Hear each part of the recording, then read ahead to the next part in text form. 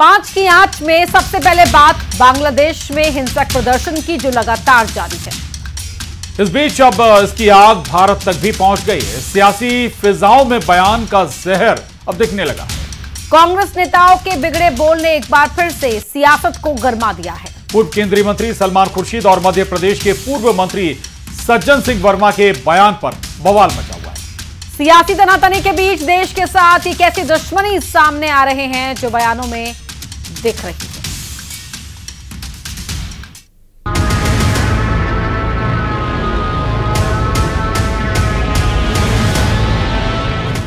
बांग्लादेश की आग, भारत में सियासी राग। कांग्रेस के बिगड़े बोल, क्यों बवाल। पहले सलमान, अब सज्जन का बयान।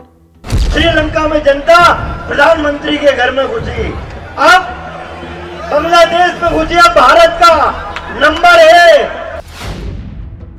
सियासी तनातनी, देश से क्यों दुश्मनी। कांग्रेस सिर्फ देश में एक अराजकता का माहौल पैदा करने का बात करती है, लोगों को तोड़ने की बात करती है। विवादित बयान, मचा सियासी घमासान। बांग्लादेश में हो रहे हिंसक प्रदर्शन का असर अब भारत पर पहुंच गया है। देश में एक बार फिर कांग्रेस नेताओं के बिगड़े बोल सामने आ रहे हैं। कांग्रेस के वरिष्ठ नेता और पूर्व मंत्री रहे सज्जन सिंह वर्मा ने कहा कि जैसा बांग्लादेश में हो रहा है, एक दिन ऐसा ही भारत में होगा। बांग्लादेश की सरकार की गलत नीतियों की वजह से कल प्रधानमंत्री आवास में घुस गई, राष्ट्रपति भवन में घुस गई।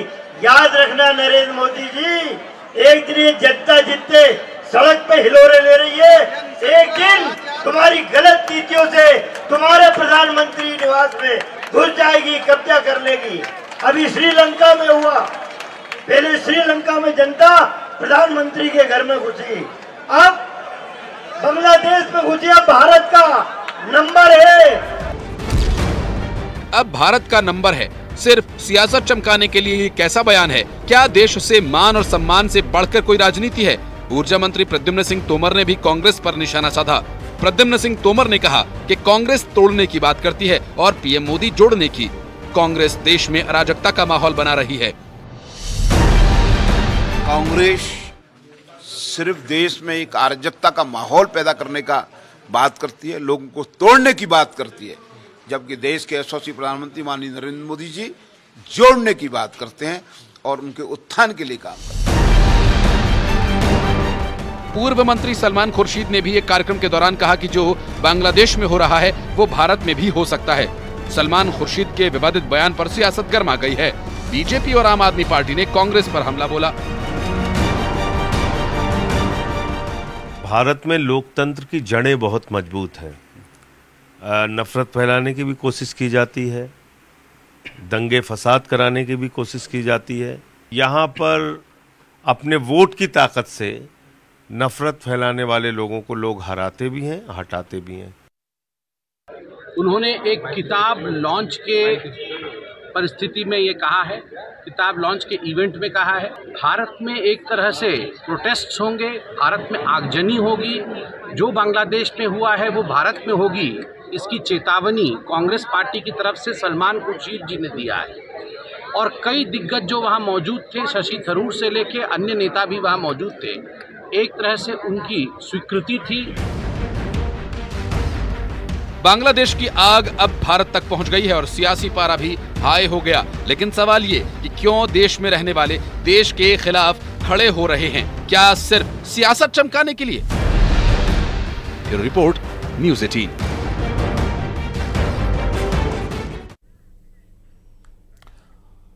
और अब बात पेरिस ओलंपिक की। पेरिस ओलंपिक से भारत के लिए एक बुरी खबर है। गोल्ड की उम्मीद लगाए बैठे देशवासियों को बड़ा झटका लगा है। भारतीय wrestler Vinesh Phogat Paris Olympic से बाहर हो गई।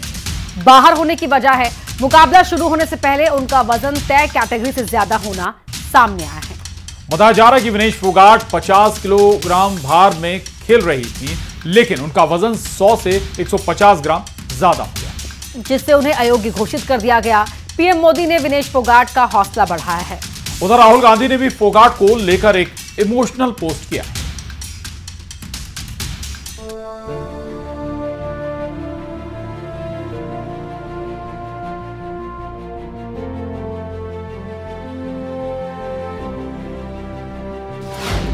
गोल्ड का सपना रह गया सपना।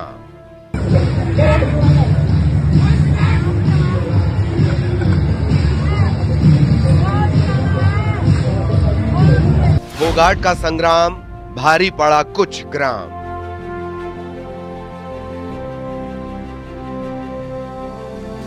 विनेश आप विशेष, देश आपके साथ।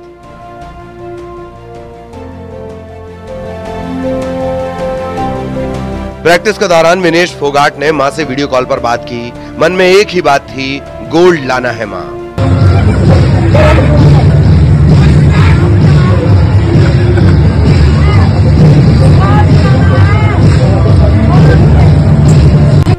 सुना आपने, लेकिन मुकाबला शुरू होने से पहले ही कुछ ऐसा हो गया कि विनेश फोगाट पेरिस ओलंपिक के फाइनल से बाहर हो गईं। जी हां, दरअसल विनेश फोगाट का वजन तय कैटेगरी में ज्यादा होने से उनको अयोग्य घोषित कर दिया गया।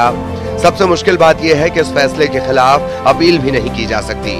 विनेश के बाहर होने से गोल्ड का सपना अधूरा रह गया। महावीर जी, क्या बताया गया आपको, क्या कारण दिया गया है, पर्टिकुलर कारण विनेश को डिस्क्वालीफाई करने का? जो सुबह वजन हुआ था उसका जो 150 ग्राम वजन फालतू ज़्यादा रह गया, इस कारण वो डिस्क्वालीफाई कर दिया। तो इस सिचुएशन के अंदर क्या इंडियन साइड ने अपनी तरफ से जो कोचेस थे उन्होंने कुछ कोशिशें की, क्या हुआ? कोई फर्क नहीं पड़ता इससे। क्या आगे के लिए क्या रहेगा रणनीति? बस आगे के लिए जो 28 के ओलंपिक के लिए तैयारी करेंगे। उधर पीएम मोदी ने विनेश फोगाट का हौसला बढ़ाया है। पीएम मोदी ने सोशल मीडिया एक्स पर पोस्ट करते हुए लिखा कि विनेश आप चैंपियनों में चैंपियन हैं, आप भारत का गौरव हैं और प्रत्येक भारतीय के लिए प्रेरणा है। आज का झटका दुख देता है, काश शब्द उस निराशा की भावना को व्यक्त कर पाते जो मैं अनुभव कर रहा हूँ। साथ ही मैं जानता हूँ कि चुनौतियों का डटकर मुकाबला करना हमेशा से आपका स्वभाव रहा है। मजबूत होकर वापस आओ, हम सब आपके पक्ष में हैं। उधर नेता प्रतिपक्ष राहुल गांधी ने विनेश फोगाट का हौसला बढ़ाया है। राहुल गांधी ने सोशल मीडिया एक्स पर पोस्ट करते हुए लिखा, विश्व विजेता पहलवानों को हराकर फाइनल में पहुंची भारत की शान विनेश फोगाट का तकनीकी आधार पर अयोग्य घोषित किया जाना दुर्भाग्यपूर्ण है। हमें पूरी उम्मीद है कि भारतीय ओलंपिक संघ इस निर्णय को मजबूती से चैलेंज कर देश की बेटी को न्याय दिलाएगा। विनेश हिम्मत हारने वालों में से नहीं है। हमें पूरा भरोसा है कि वो अखाड़े में और अधिक मजबूती से वापसी करेंगी। आपने हमेशा देश को गौरवान्वित किया है विनेश, आज भी पूरा देश आपकी ताकत बनकर आपके साथ खड़ा है। विनेश मंगलवार को 3 मुकाबले जीतकर 50 किलो भार में रेसलिंग ओलंपिक में फाइनल में पहुंचने वाली पहली भारतीय महिला रेसलर बनी थी।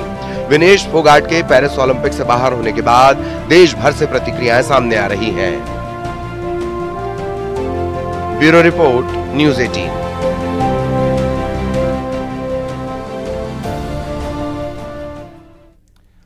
वहीं खेल मंत्री मनसुख मांडविया ने विनेश फोगाट के अयोग्य घोषित होने पर कहा कि इसको लेकर अंतर्राष्ट्रीय खेल संघ में भारत की ओर से विरोध दर्ज कराया गया है। विनेश फोगाट की हर संभव मदद की जाएगी। विनेश फोगाट अच्छे खेल का उन्होंने प्रदर्शन किया है।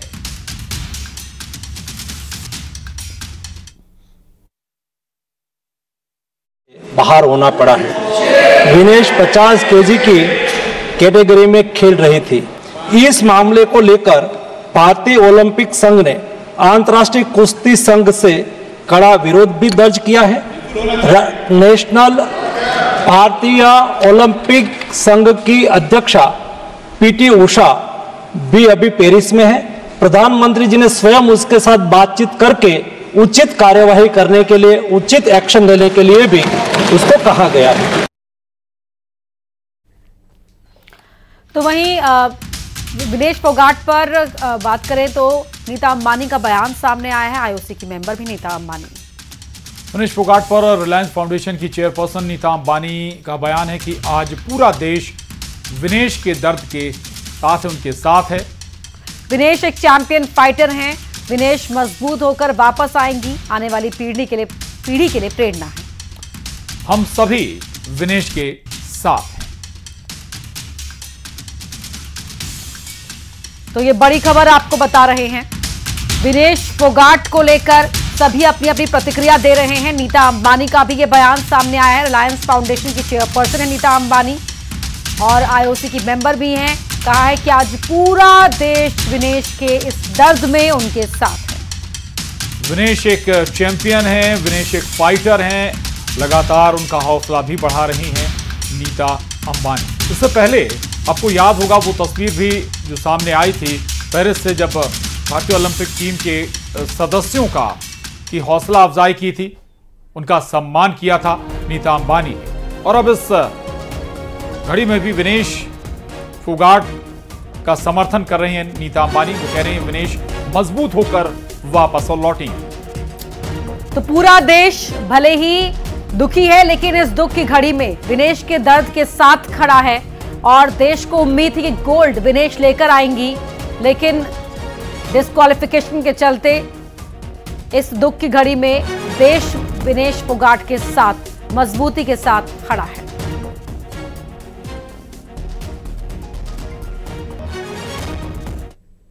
और अब बात मध्य प्रदेश के प्राइवेट स्कूलों की। खंडवा में निजी स्कूलों को लेकर बड़ी खबर है। बिना अनुमति के फीस में बढ़ोतरी करने वाले 9 निजी स्कूलों पर शिक्षा विभाग ने बड़ी कार्रवाई। शिक्षा विभाग ने स्कूलों पर जुर्माना लगाने के साथ साथ पेरेंट्स से वसूली गई अतिरिक्त राशि को लौटाने के निर्देश दिए हैं। शिक्षा विभाग से मिली जानकारी के अनुसार 9 निजी स्कूलों पर 1-1 लाख रुपए का जुर्माना लगाया गया है। 10% से ज्यादा फीस बढ़ाने पर यह जुर्माना लगाया गया है। शिक्षा विभाग ने स्कूल संचालकों को आदेश दिया है कि जो भी अधिक फीस वसूली गई है उसे अभिभावकों को वापस लौटाया जाए। बता दें कि खंडवा के 401 प्राइवेट स्कूलों से फीस वृद्धि की जानकारी मांगी गई थी, जहां समिति ने 9 स्कूलों में 10% से अधिक फीस वृद्धि पाई है। जिला स्तरीय समिति के अनुमोदन पर इन स्कूलों को शो कॉज नोटिस जारी किया गया था। नोटिस में दिया गया जवाब सही नहीं मिलने पर शिक्षा विभाग की ओर से कार्रवाई की गई है। आपको बताते हैं कौन कौन से स्कूलों पर शिक्षा विभाग ने कार्रवाई की है। इनमें पैरामाउंट पब्लिक स्कूल, कालमुखी संत लक्ष्मण चैतन्य एकेडमी, नहलदा जनता हाई स्कूल शामिल है। साथ ही Holy Spirit Convent School Khandwa, Saint Joseph School Khandwa, Sundarbai Gupta School Khandwa, Gayatri Vidya Mandir Bamangaon, अखई सोफिया कॉन्वेंट स्कूल खंडवा का नाम भी शामिल है। तो सेंट जोसेफ कोटवाड़ा का नाम भी शामिल है। तो ये तमाम स्कूल जिनके ऊपर एक्शन हुआ है। इसमें हमने जिले के सभी स्कूलों से फीस वृद्धि की जानकारी बुलाई थी, जिसमें 9 स्कूलों की जो जानकारी जो प्राप्त हुई थी उसमें 10% अधिक फीस वृद्धि पाई गई थी, जिसके लिए हमने जांच समिति भी बैठाई थी। जांच समिति ने पाया कि इन्होंने 10% अधिक फीस वृद्धि की गई थी। उक्त प्रकरण हमने जिला स्तरीय समिति के समक्ष रखा, जहां पर उनके अनुमोदन के उपरांत जो है उनको कारण बताओ सूचना पत्र जारी किया गया। उनका जवाब उनसे मांगा गया। जवाब प्राप्त होने पर उसका परीक्षण करने पे पाया गया कि उनका जवाब संतोषप्रद नहीं है, इसलिए उन सभी 9 स्कूलों के खिलाफ 1-1 लाख रुपए की जो शास्ति जो है अधिरोपित करते हुए 10% से अधिक फीस वृद्धि की गई है, उसको वापस पालकों को लौटाने के निर्देश दिए गए हैं। उधर विदिशा में शमशाबाद के पीपल धार बालिका छात्रावास में छात्राओं के साथ मारपीट का मामला सामने आया है। छात्राओं ने अधीक्षिका तबस्सुम खान पर मारपीट का आरोप लगाया है। छात्राओं के मुताबिक अधीक्षिका ने काउंटिंग के दौरान छात्रों को पीटा, जिससे एक छात्रा बेहोश ही हो गई। तो वहीं एक दूसरी छात्रा के हाथ पे चोट लगी। मारपीट की जानकारी लगने के बाद पीपल धार और उसके आसपास के क्षेत्र में रहने वाले बच्चों के पालक हॉस्टल पहुंचे। बता दें आपको कि मौके पर पहुंचे परिजनों ने जमकर हंगामा किया। बताया जा रहा है कि परिजन बच्चियों को अपने साथ ले गए। उन्होंने अधीक्षिका पर सख्त कार्रवाई करने और वहां से हटाए जाने तक अपनी बच्चियों को हॉस्टल न भेजने की बात कही है। वहीं छात्रावास की अधीक्षिका ने मारपीट के आरोप पर कहा कि पढ़ाई नहीं करने पर डांट लगाई थी। प्रेजेंट भर रही थी। हाँ। तो यहाँ पर वो नाम गिनती स्टार्ट करी, काउंट कर रहे थे लड़की। हाँ। तो उन्होंने गिनती स्टार्ट करी तो कुछ लड़कियाँ संख्या भूल गई थी। हाँ। गिनती तो इसलिए उनको समझा सकती थी मैडम। हाँ। तो उन्होंने उनको मार दिया। अच्छा, क्या हो गया? उसको मारा था बहुत तेज। किसने मारा? मैम ने। कौन सी ma'am? Khan ma'am. Khan ma'am ने? और क्या हुआ? उसको आगे देखा था, उसका हाथ सूज रहा था। अब बच्चे ये बोल रहे हैं पढ़ने गए थे, लड़कियों को मारे तो अचानक। अगली खबर जबलपुर से है, जहां बीजेपी पार्षद पति की गुंडागर्दी का मामला सामने आया है। मामूली बात पर एक युवक की जमकर पिटाई कर दी गई, जिसका वीडियो भी सामने आया है। वीडियो में देखा जा सकता है कि युवक को घसीट कर पीटा गया। इस दौरान युवक के पिता रहम की दुहाई मांगते रहे, तो वहीं बीजेपी पार्षद पति और उसके गुर्गे पिटाई करते रहे। आरोप है कि जब पीड़ित थाने में शिकायत के लिए पहुंचा तो पुलिस ने एफआईआर तक नहीं लिखी।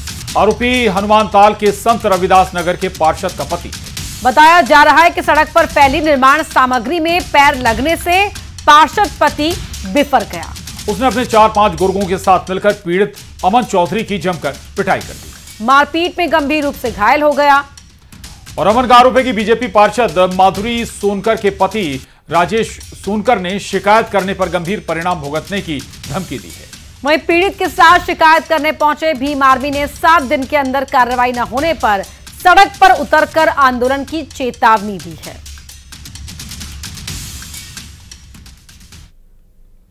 और टाइगर स्टेट मध्य प्रदेश में लगातार हो रही बाघों की मौत ने कई सवाल खड़े कर दिए हैं। इस बीच रेलवे का एक ट्रैक ऐसा है जो जंगली जानवरों के लिए कब्रगाह बन रहा है। बीते कुछ साल से कई जंगली जानवरों की मौत यहां हो चुकी है। इसकी वजह है ट्रैक के बीच में ओवरब्रिज और अंडरपास नहीं होना। कई बार वन विभाग इसको लेकर रेलवे से चर्चा भी कर चुका है, लेकिन अब वन विभाग सख्ती के मूड में है।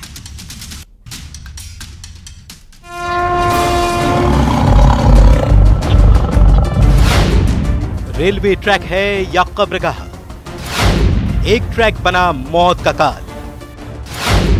साल दर साल टाइगर निशाना, टाइगर की मौत कौन जिम्मेदार? टाइगर स्टेट के नाम से मशहूर मध्य प्रदेश में लगातार बाघों की मौत हो रही है। रेलवे की लापरवाही ने बीते कुछ सालों में कई टाइगर की मौत हो गई है। जी हां, रेलवे का एक ट्रैक ऐसा है जो टाइगर के लिए कब्रगाह बन गया है। हम ऐसा क्यों कह रहे हैं वो अभी आपको समझाते हैं। मेडघाट बुदनी रेलवे ट्रैक पर अंडरपास और ओवरब्रिज नहीं है, जिसके कारण यहां बीते कुछ साल में 8 टाइगर की हो चुकी है मौत, 2 भालू और 4 तेंदुओं की हुई है मौत, 14 जंगली जानवरों की गई जान। ट्रैक के किनारे नहीं है तार फेंसिंग। हाल ही में हुई 3 शावकों की मौत के बाद वन विभाग रेलवे के खिलाफ सख्त कार्रवाई के मूड में है। वन विभाग रेलवे को एक पत्र लिखा है जिसमें अंडरपास और ओवरब्रिज बनाने के काम में तेजी लाने की बात कही है।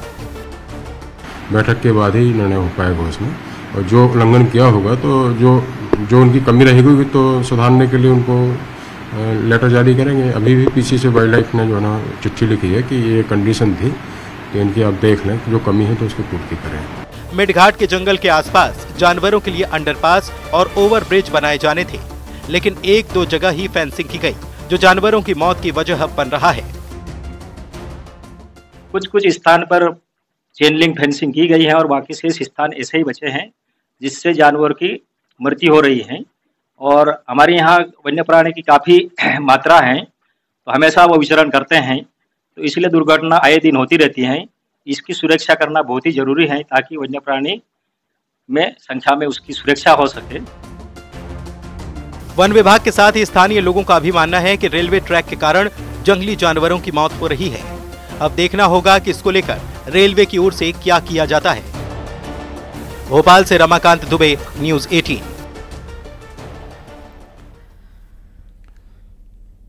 और आज के लिए 5 की आंच में हमारे साथ इतना ही। बने रहिए न्यूज़ 18 के साथ।